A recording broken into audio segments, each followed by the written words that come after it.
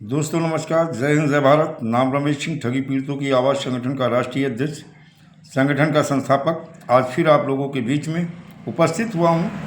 दोस्तों 2 दिन के बाद आज हमारा वीडियो आप लोगों के बीच में आ रहा। उसका कारण था कि लगातार हम आप लोगों के भुगतान को लेकर के जिस मिशन में लगे हुए थे और बहुत सारे क्वेश्चन हमें जो सेंटर रजिस्ट्रार से करने थे, दिल्ली गए और दिल्ली विधिवत देखा जाए मुलाकात हुई और सचिन जी से भी हुई और जितेंद्र नागर जी से, दोनों लोगों से मुलाकात हुई और उस पर एक एक चीज़ों को लेकर के चर्चा हुई और हमारे बहुत सारे ऐसे क्वेश्चन थे और वही सागा ग्रुप की सातों सोसाइटी की लेकर के हमने जो नोटिस आई थी लक को लेकर के उस पर भी चर्चा हुई और सागा ग्रुप की सातों सोसाइटी की शिकायत भी हमारे संगठन के माध्यम से सेंट्रल रजिस्ट्रार को दर्ज करा दी गई, जिसमें सेवा में श्री मान केंद्रीय समितियों के रजिस्ट्रार, सहकारिता मंत्रालय, नवी मंजिल टावर ई वर्ल्ड ट्रेड सेंटर, नौराजी नगर, नई दिल्ली, पिन कोड नंबर समेत डाल दिया था।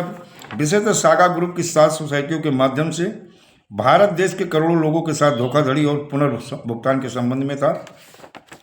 आपके संज्ञान में लाना था कि 11/17/2023 के माध्यम से ज्ञात हुआ कि आपके द्वारा Loni urban multi state and thrift credit cooperative society Ghaziabad, जो आपके वहां पंजीकृत संख्या 639/2012 भारत सरकार द्वारा विधि सम्मत तरीके से पंजीकृत है और देश के कई राज्यों में कार्य कर रही है, 27/1/2025 को नोटिस गया और वह 15 दिनों के, यानी देखा जाए उनको जो टाइम दिया गया 15 दिनों के अंतर्गत अपना स्पष्टीकरण प्रस्तुत करें, अन्यथा यह माना जाएगा कि समिति कार्य करने की इच्छुक नहीं है और उसके समापन की प्रक्रिया शुरू कर दी जाएगी। उनके जो लेटर में था, सागा ग्रुप ने 7 सोसाइटियों के माध्यम से देश के 16 राज्यों के करोड़ों लोगों को बारी बारी योजनाबद्ध तरीके से निवेशकों की मेहनत की कमाई जमा कराई, परिपक्वता राशि का समय पूरा होने के पश्चात भुगतान होने देने में आनाकानी शुरू हो गई और सॉफ्टवेयर भी बंद हो गया। निवेशक अपने भुगतान के लिए दर दर भटक रहा था है।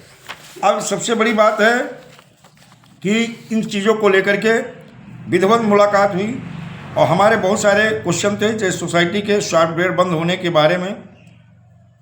बहुत सारे ब्रांच यानी शाखा प्रबंधकों के यानी सुविधा केंद्र संचालकों को मेल भेजे गए, उसका जवाब भी नहीं आया और मौखिक सूचना दी गई, उसका भी जवाब नहीं मिला। क्या लोगों के पैसे सीआरसीएफ द्वारा दिया जाएगा या नहीं, ये भी हमारा क्वेश्चन था। अगर पैसा सीआरसीएफ द्वारा दिया जाएगा तो कितने टाइम में मिलेगा, ये भी क्वेश्चन था। तो उन्होंने कहा कि देखिए, पहले लक को लेकर के पहला उन्होंने जो बताया कि तीसरी जो नोटिस गई थी उसका कोई जवाब नहीं दिया गया है। तो मैंने पूछा इस कंडीशन में आप क्या करोगे, और मैंने कहा कि एक मौका और देना चाहिए उन्हें कि आपकी सोसाइटी को वाइंड अप किया जा रहा है और अगर आप अभी भी जवाब दे देते हो कि कैसे निवेशकों का भुगतान करोगे तो एक मौका देना चाहिए, लेकिन उन्होंने कहा नहीं। जो विधि सम्मत तरीका है, जो कानूनी तौर तरीका है, तीसरी नोटिस अंतिम नोटिस होती है। अब लक यानी the Loni urban multi state credit cooperative society wind up होगी और लिक्विडेशन में जाएगी और लिक्विडेटर नियुक्त होगा और वही आपका भुगतान कराएगा।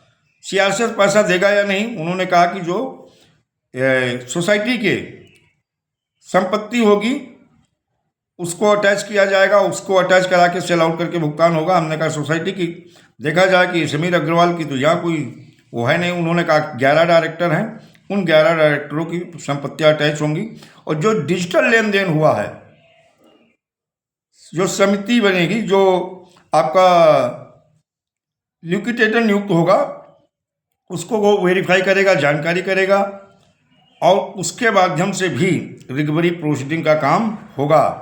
किस किस को पैसा गया है वो सारी चीज़ें, खैर वो उन्होंने चीज़ें क्लियर की। मैंने पूछा था पैसा पूंजी जो आपका निवेशकों का जमा है वो मूलधन ही मिलेगा या ब्याज समेत। उन्होंने कहा कि अभी मूलधन का ही प्रावधान अगर बढ़ता है तो आगे लिक्विडेटर सोचेगा, लेकिन अभी मूलधन तक का ही प्रावधान उसमें है और वो संपत्तियां अटैच होंगी और कहाँ कहाँ डिजिटल लेन देन हुआ है उसे भी शायद वो अपने उसमें रखेंगे। और फिर था सागा ग्रुप के मालिक समीर अग्रवाल को विदेश से भारत सरकार लाने की कार्रवाई होगी या नहीं। उन्होंने बताया कि जो अथॉरिटी हैं उस पर भी काम चल रहा है और संपर्क साधा जा रहा है, ये कार्रवाई होगी, लेकिन कब तक होगी इसका टाइम उन्होंने कुछ नहीं बताया। जिनकी मतलब मिचोटी का समय पूरा होने के पर उनके सुविधा केंद्र में ग्रुप से थे उनको पैसे की मिलेगा, मतलब जो जिनका मतलब पॉइंट आ गए थे और लेकिन निवेशकों का भुगतान नहीं हो पाया था तो वो भी मिलेंगे, क्योंकि उनका भुगतान नहीं हुआ है वो भी मिलेंगे। जिनका समय पूरा हुआ या नहीं हुआ है तो लक में जो दालोनी urban multi state credit cooperative society है उनमें जिनका समय पूरा हुआ है या नहीं पूरा हुआ है वो लोग अपने भुगतान के दावे अब VI-6 फार्म के माध्यम से कर सकते हैं। और एक चीज़ जान लीजिएगा, बहुत सारे ऐसे क्वेश्चन थे जिनका जवाब सेंट्रल रजिस्ट्रार के पास नहीं था। और एक चीज़ और बता दें, ये 11 डायरेक्टर हैं जिनकी लिस्ट आप देख लीजिए, ये LCC के जिनकी पूरी लिस्ट, और यहाँ तक कि GST कब तक जमा है वो भी सारी चीज़ें क्लियर कर दी है। और ये हमारा वो पत्र है जो सेंट्रल रजिस्ट्रार ने मोहर लगा के दिया है और इस पर 7 सोसाइटियों को मैंने डाला है, चाहे वो दालोनी अर्बन मल्टी स्टेट हो या LJCC हो, चाहे वो श्री शरणेश्वर क्रेडिट कोऑपरेटिव सोसाइटी यानी यशस हो, चाहे विवेकानंद हो, चाहे यशोदीप हो, चाहे ह्यूमन्स हो, यानी 7 सोसाइटी जो थी उनके सबके नाम मैंने दे दिए हैं। और सारी सोसाइटियों के उन्होंने आप बताया ज़्यादातर LUCC और ह्यूमन्स की ज़्यादा शिकायतें आई हैं। अब यशस की शिकायत भी दर्ज करा दी गई है। और VI-6 फार्म जिनका अभी तीसरी नोटिस नहीं गई है वो लोग पहले सोसाइटी के हेड ऑफिस पत्र भेजेंगे और वो जो वापस आ जाएगा तो 30 दिन के बाद। लेकिन अभी बीच में बात हमारी उनकी हुई कि ऐसा क्यों, जब आपको पता चल ही गया है कि हेड ऑफिस बंद है तो इस कंडीशन में VI-6 फार्म और एक ड्राफ्टिंग करके हम आपको दे देंगे, वो साथ में लगा देना, निवेशक के साइन करवा लेना, तो आपके डायरेक्ट भी VI-6 फार्म के भुगतान के दावे होंगे। और अभी प्रयास है कि सारे लोग ज़्यादातर जो है सेंट्रल रजिस्ट्रार में जा करके 2 कॉपी बनाओ, एक सेंट्रल रजिस्ट्रार को देंगे जिसमें आपका VI-6 फार्म, आधार कार्ड, पैन कार्ड, बैंक की पासबुक, मेल ID हो तो वो, और उनका पूरा पता, मोबाइल नंबर निवेशक का रहेगा। और एक और फार्म आपको देंगे जो आपको उसमें भी निवेशक की सिग्नेचर करा के आप जो है एक सरल हम फार्म आपको VI-6 फार्म की ड्राफ्टिंग उसी के आधार से करके दे देंगे, वो वहाँ एक्सेप्ट हो जाएगा और उसके माध्यम से भी आप अपने सारे लोग भुगतान के दावे करो। और जो खबर है वो कुछ तो अच्छी है, लेकिन एक चीज़ जान लो, अब समय कम है। मैंने पहले भी कहा था कि लिक्विडेशन में जा सकती है वो सोसाइटी, वाइंड अप हो सकती है। अभी बहुत सारे लोग मेल आ रही, ये आ रही, मैंने उसके विषय में भी जानकारी ली तो उन्होंने कहा कि आज तक ना मुझे मेल आई है, ना मुझे लिखित में, और ना किसी ने मुझसे संपर्क किया। मैंने पूछा क्या सागा ग्रुप के मैनेजमेंट ने आपसे संपर्क किया, तो उन्होंने कहा नहीं किया। क्या सागा ग्रुप के मैनेजमेंट की तरफ से कोई जवाब आया, तो अभी तक नहीं आया। बहुत सारी चीज़ें उन्होंने क्लियर की है, और कुछ अगर उन्होंने छुपाया हो किसी अन्य कारण से वो एक अलग बात है।